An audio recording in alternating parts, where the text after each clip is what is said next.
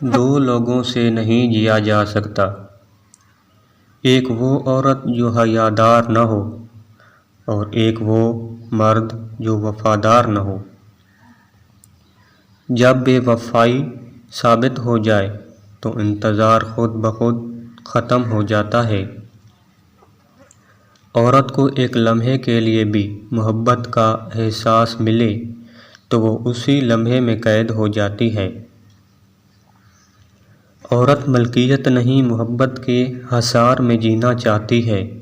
لا حاصل کی تمنا ایسے ہے جیسے کوئی بچہ تتلی پکڑنے کی کوشش میں گھر سے بہت دور نکل جاتا ہے، پھر نہ تتلی ہاتھ آتی ہے نہ واپسی کا راستہ۔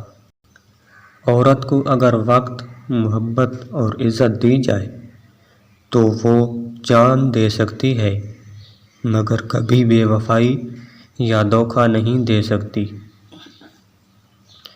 سچی محبت ہی تو مشکل وقت میں ساتھ دیتی ہے۔ ہاتھ وہی چھوڑتے ہیں جو نبھانے کے قابل نہیں ہوتے۔